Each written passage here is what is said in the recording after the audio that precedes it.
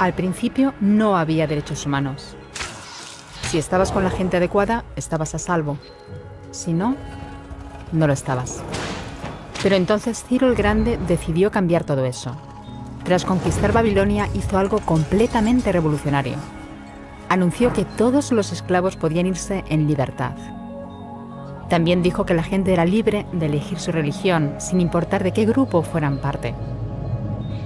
Documentaron sus palabras en una tablilla de arcilla, conocida como el cilindro de Ciro, y así sin más nacieron los derechos humanos. La idea se extendió rápidamente, hasta Grecia, la India y al final hasta Roma. Se dieron cuenta de que la gente seguía de forma natural ciertas leyes, incluso aunque no se les dijera que las siguieran. Llamaron a esto derecho natural, pero siguió siendo pisoteado por quienes se encontraban en el poder. No fue hasta 1000 años más tarde en Inglaterra donde finalmente hicieron que el rey estuviera de acuerdo en que nadie podía invalidar los derechos de la gente, ni siquiera un rey. Los derechos de la gente fueron finalmente reconocidos y estaban ahora a salvo de los que estaban en el poder, hasta cierto punto. Todavía hizo falta que un grupo de rebeldes británicos declarara su independencia antes de que el rey entendiera que todos los hombres han sido creados iguales. Es decir, no es que a él le gustara la idea, sino que no pudo pararles, y así nació América. Los franceses siguieron inmediatamente con su propia revolución por sus propios derechos. Su lista era más larga e insistían en que esos derechos no eran solo inventados, eran naturales. El concepto romano de derecho natural se había convertido en derechos naturales. Por desgracia, no todo el mundo estaba tan entusiasmado. En Francia, un general llamado Napoleón decidió derrocar la nueva democracia francesa y se coronó a sí mismo emperador del mundo. Y casi tuvo éxito. Pero los países de Europa unieron fuerzas y lo derrotaron. Y los derechos humanos eran una vez más un tema candente. Se redactaron acuerdos internacionales garantizando ampliamente muchos derechos por toda Europa, pero solo a través de Europa. El resto del mundo de alguna forma todavía no cualificaba. En vez de eso fueron invadidos, conquistados y consumidos por los enormes imperios europeos. Pero entonces un joven abogado de la India decidió que ya había sido bastante. Se llamaba Mahatma Gandhi y frente a la violencia insistió en que toda la gente en la tierra tenía derechos, no solo en Europa. Al final hasta los europeos empezaron a estar de acuerdo. Pero no iba a ser tan fácil. Habían estallado 2 guerras mundiales. Hitler exterminó a la mitad de la población judía de la Tierra en los horrorosos campos de muerte nazi. En total, 90 millones de personas habían muerto. Nunca los derechos humanos habían estado tan horriblemente cerca de la extinción.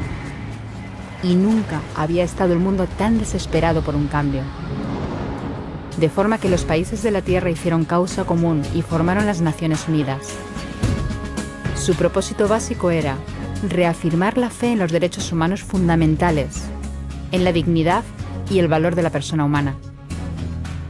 ¿Pero qué eran los derechos humanos? ¿Eran las proclamaciones de Ciro? ¿El derecho natural de Roma? ¿Las declaraciones de Francia? Todo el mundo parecía tener una idea ligeramente distinta de lo que deberían ser los derechos humanos. Pero bajo la supervisión de Eleanor Roosevelt, finalmente se pusieron de acuerdo en una serie de derechos para absolutamente todo el mundo. La Declaración Universal de Derechos Humanos. El concepto francés de los derechos naturales se había convertido finalmente en los derechos humanos. Así que, en resumen, al principio solo unos cuantos afortunados tenían derecho alguno, hasta que uno de ellos decidió, oye, otra gente también debería tener derechos, lo que fue estupendo, salvo que no todo el mundo estuvo de acuerdo. Y solo que llevó unos cuantos miles de años de lucha, declaraciones y más lucha hasta que finalmente todo el mundo estuvo de acuerdo en que los derechos humanos deberían ser para todos. Y vivieron felices y comieron perdices. Salvo que hay un pequeño problema. Si la gente tiene derecho a la comida y el cobijo, ¿por qué hay 16.000 niños muriendo de hambre cada día? 1 cada 5 segundos. Si la gente tiene libertad de expresión, ¿por qué hay miles de personas en prisión por hablar claro? Si la gente tiene derecho a la educación, ¿por qué hay más de 1.000 millones de adultos incapaces de leer? Si la esclavitud ha sido abolida verdaderamente, ¿por qué hay 27 millones de personas todavía esclavizadas hoy en día? Más del doble de las que había en el siglo XIX. El hecho es que, cuando se firmó, la Declaración Universal de los Derechos Humanos no tenía la fuerza de la ley. Era opcional. Y a pesar de muchos más documentos, convenciones, tratados y leyes, todavía es poco más que palabras en una página.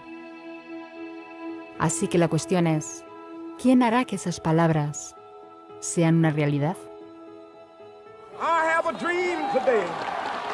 Cuando el Dr. King se manifestó en pro de la igualdad racial, se estaba manifestando por los derechos que las Naciones Unidas habían garantizado hacía casi 2 décadas.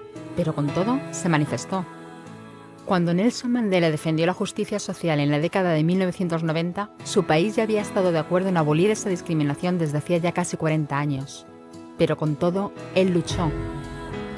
Los que luchan hoy en día contra la tortura, la pobreza y la discriminación no son gigantes o superhéroes. Son gente, niños, madres, padres, maestros, individuos librepensadores que se niegan a quedarse callados, quienes se dan cuenta de que los derechos humanos no son una lección de historia, no son palabras en una página, no son discursos, ni anuncios, ni campañas de relaciones públicas. Son las elecciones que hacemos cada día como seres humanos. Son la responsabilidad que todos compartimos, de respetarnos mutuamente, ayudarnos y proteger a los necesitados. Como Eleanor Roosevelt dijo, ¿dónde empiezan después de todo los derechos humanos universales? En pequeños lugares cerca de casa, tan cerca y tan pequeños que no pueden verse en los mapas del mundo. Aún así, son el mundo de la persona individual, el barrio donde vive, la escuela o la universidad a la que asiste, la fábrica, la granja o la oficina donde trabaja. Esos son los lugares donde cada hombre, mujer y niño buscan justicia igualitaria, igualdad de oportunidades, dignidad igualitaria sin discriminación. A menos que esos derechos tengan un significado ahí, tienen muy poco significado en cualquier otra parte.